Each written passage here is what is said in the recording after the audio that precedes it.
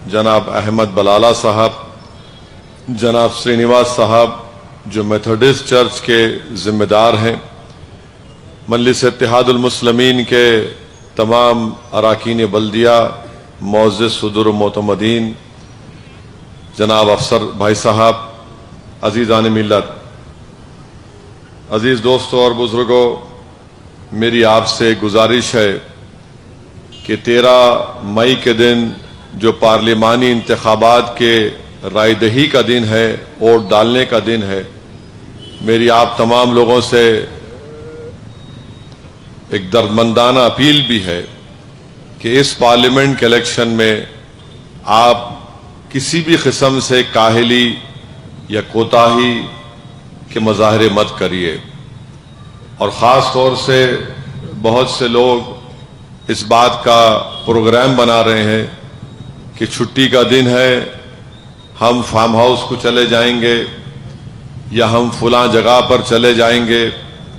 कोई कह रहा है कि जाके आम खाएंगे, कोई कह रहा है कि कहीं खाने का प्रोग्राम बना लेंगे। मैं आपसे ये गुजारिश कर रहा हूं कि आप इस तरह का कोई काम मत करिए। आप सुबह के वक्त में अपने घर से निकलकर अपना एक एक वोट का इस्तेमाल करिए, पतंग के निशान पर बटन दबाइए और आपकी पार्टी को कामयाब करिए। और वोट डालने के बाद भी मेरी आपसे गुजारिश है कि आप अपने दोस्त अहबाब को तरगीब दीजिए, रिश्तेदारों को फ़ोन करके बताइए और पूरी कोशिश ये करिए कि जिस किसी का नाम वोटर लिस्ट में है हम 100% हमारी पोलिंग करवाएं। आप देख रहे हैं कि हमारा पोलिंग परसेंटेज 44%, 45% तक जा रहा है। आखिर इसकी वजह क्या है? अगर आप ये समझते हैं कि मैं बेहतर काम नहीं किया तो आप मेरे खिलाफ वोट दीजिए, मगर जरूर निकल कर वोट का तो इस्तेमाल करिए। और याद रखिए 5 साल में एक मर्तबा ही आपको पार्लियामेंट के इलेक्शन में अपनी पसंद और नापसंद के इजहार का मौका आपको मिलता है। और अगर आप सिर्फ ये समझेंगे कि नहीं नहीं अरे भाई कौन हराता मजलिस को, यहाँ पे हमारी कामयाबी यकीनी है, मेरी आपसे गुजारिश है कि आपका ये एतमाद यकीनन काबिल मुबारकबाद है। इंशाअल्लाह ताला इस बार भी मजलिस इत्तेहादुल मुस्लिमीन की कामयाबी यकीनी तौर पर अल्लाह करेगा, मगर इसके लिए बहुत ज़रूरी है कि हम जुर्रत के मज़ाहिरे करें, हम हिम्मत के मज़ाहिरे करें, हम अपने जज्बात को सामने रखें, हम उन तमाम चीज़ों को गौर करके अपने वोट का इस्तेमाल करें कि कैसे हमारे वतन अजीज़ में माइनॉरिटीज़ को, अक़लियतों को बीजेपी टारगेट कर रही है। और इस बात को याद रखिए कि अगर दोबारा बीजेपी को इख्तिदार मिलेगा तो बीजेपी का एक मुकम्मल इरादा है, प्लान है, प्रोग्राम है कि कॉन्स्टिट्यूशन को, आइन को तब्दील कर दिया जाए। आरएसएस और बीजेपी इस बात को पसंद नहीं करती कि हमारे आइन में, कॉन्स्टिट्यूशन में आर्टिकल 29 और 30 क्यों है। वो बार बार इस पर एतराज़ात जताते हैं और कहते हैं कि किस बुनियाद पर मुस्लिम अक़लियत को और क्रिश्चियन अक़लियत को इस बात की इजाज़त मिल जाए कि वो अपने तालीम के दायरे खोल सकें। और याद रखिए आर्टिकल 29 आपको इस बात की इजाज़त देता है कि आप अपनी तहजीब की भी हिफाजत करें। अगर आर्टिकल 29 ख़त्म हो जाएगा तो हम अपनी तहजीब को भी नहीं बचा पाएंगे।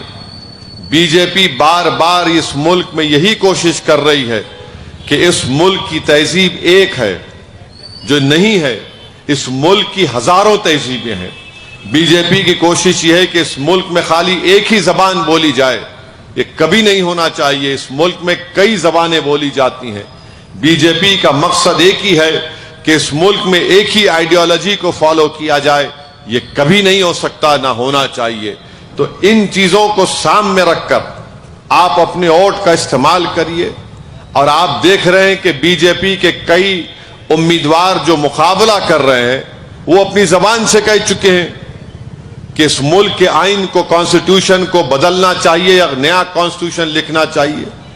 ایک آچاریہ ہیں، ان کا ویڈیو بھی دیکھا میں، وہ کہہ رہے ہیں کہ آئندہ دھرم سنسد جو ہوگا اس میں ہم ایک ریزولوشن پاس کر دیں گے اور تمام تحفظات کو، ریزرویشن کو ختم کر دیں گے۔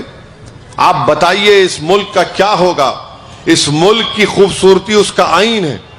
اگر آئین کو ہی ختم کر دیا جائے گا، کانسٹیٹیوشن کو ختم کر دیا جائے گا، تو سب سے بڑا نقصان دلتوں کا ہوگا، اس کے بعد بیکورڈ کلاس کا ہوگا۔ صرف مسلم اقلیت کا، کرسچنوں کا نقصان ہونے والا نہیں ہے، بلکہ ایک ایسا آئین بنایا جائے گا جس میں ان تمام لوگوں کے حقوق چھین لیے جائیں گے، ریزرویشن کسی کو نہیں ملے گا۔ اور نریندر مودی تو ایک کوشش کر چکے ہیں، اکنامک گراؤنڈ پر ریزرویشن دے رہے ہیں۔ تو میری آپ تمام سے گزارش ہے کہ اس پر غور کریے۔ دوسری بات جو میں آپ سے عرض کرنا چاہ رہا ہوں کہ ہمارے تعلیمی نصاب میں کتابیں آپ دیکھ رہے ہیں کس طریقے سے اس کو تبدیل کر دیا گیا۔ کبھی آپ کو وقت ملے، جو پڑھے لکھے حضرات ہیں جن کو پڑھنے کا شوق ہے، میں ان سے کہوں گا کہ نیشنل ایجوکیشن پالیسی پڑھی آپ، کس طریقے سے اس کو بنایا گیا کہ مدرسوں کو ٹارگٹ کرنا چاہیے، اس پر سوچیے آپ کیا ہوگا۔ پھر مدرسے تو ہماری شناخت ہے، وہی تو ہم کو سکھاتے ہیں کہ کیسے دین پر ہم عمل کریں۔ نیشنل ایجوکیشن پالیسی اسی کو اٹیک کرتی ہے۔ تو اس لیے ہم آپ سے کہہ رہے ہیں کہ ووٹ کا استعمال ان تمام چیزوں کو سامنے رکھ کر کرنا چاہیے۔ اب تو تعلیمی نصاب میں مولانا ابوالکلام آزاد کو ختم ہی کر دیا گیا، وہ شخص جس نے اس ملک کی آزادی کے لیے کئی مرتبہ جیل کو گئے، اس ملک کے لیے تکالیف اور مصائب اٹھائے، اس ملک کے پہلے ایجوکیشن منسٹر تھے، تعلیمی نصاب میں ان کا ذکر ختم کر کے رکھ دیا گیا۔ میری آپ سے گزارش ہے اس پر غور کریے۔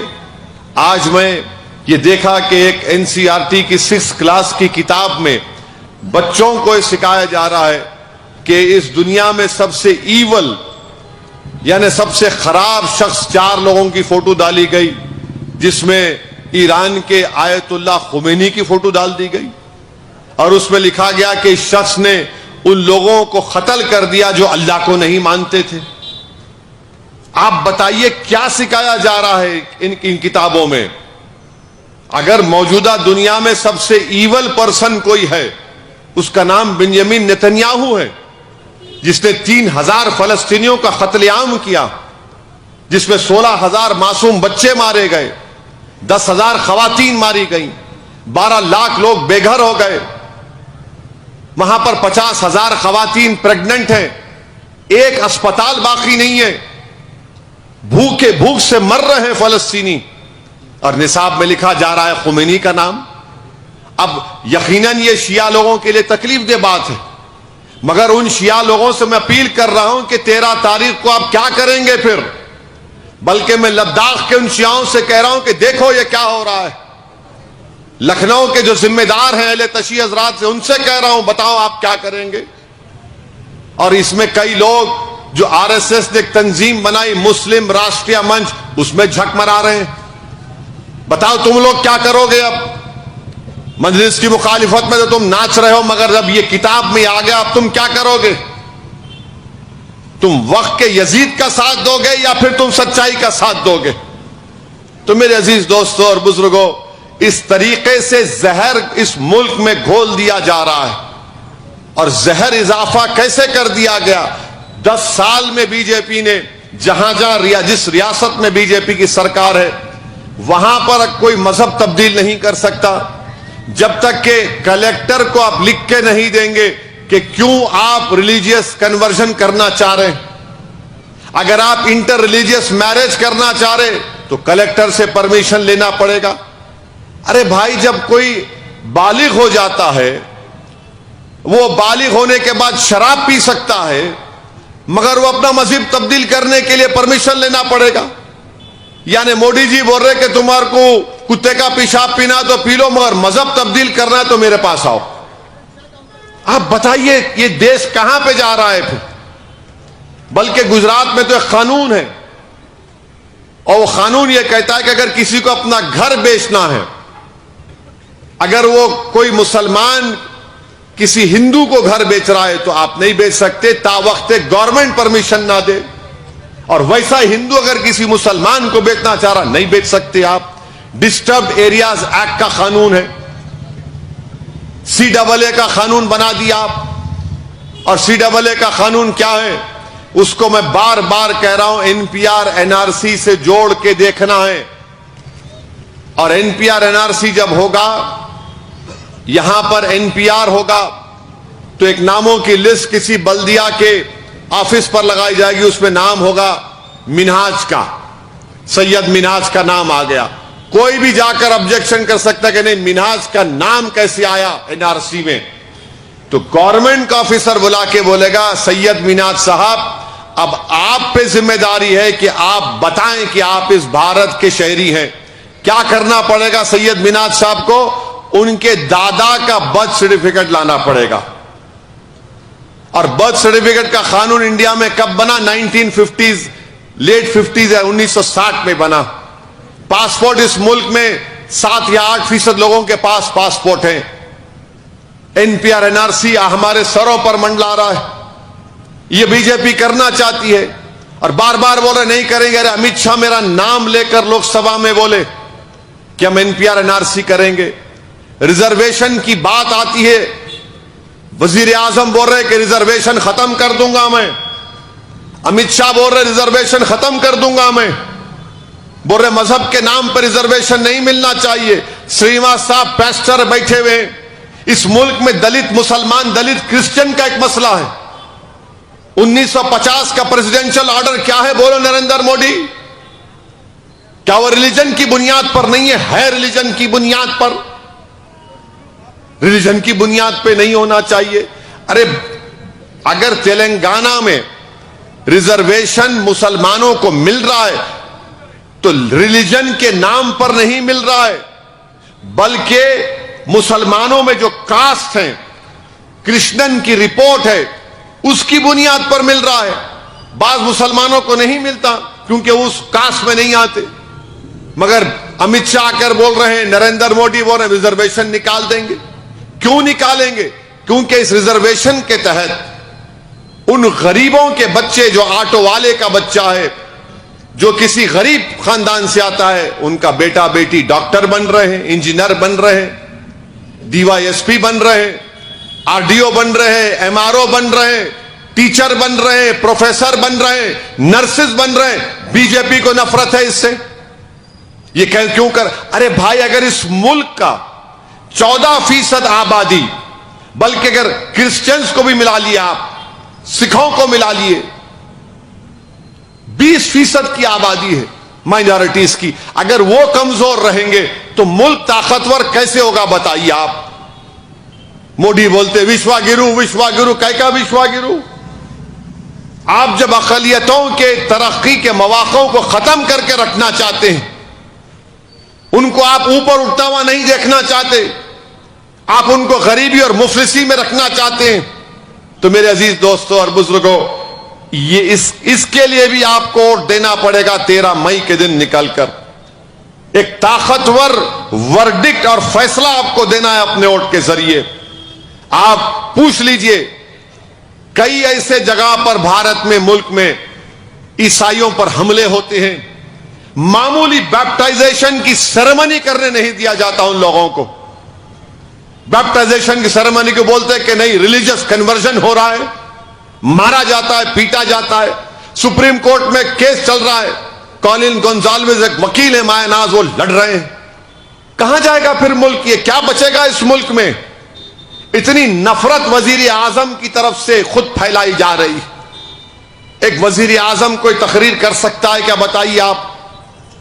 کہ آپ مسلمانوں کو وزیر اعظم کہہ رہے ہیں کہ گھسپیٹی ہیں, یہ بچے زیادہ پیدا کرتے ہیں, اور ہندو ماں اور بہنوں کے گلوں سے منگل سوتر نکال کر مسلمانوں کو دیا جائے گا؟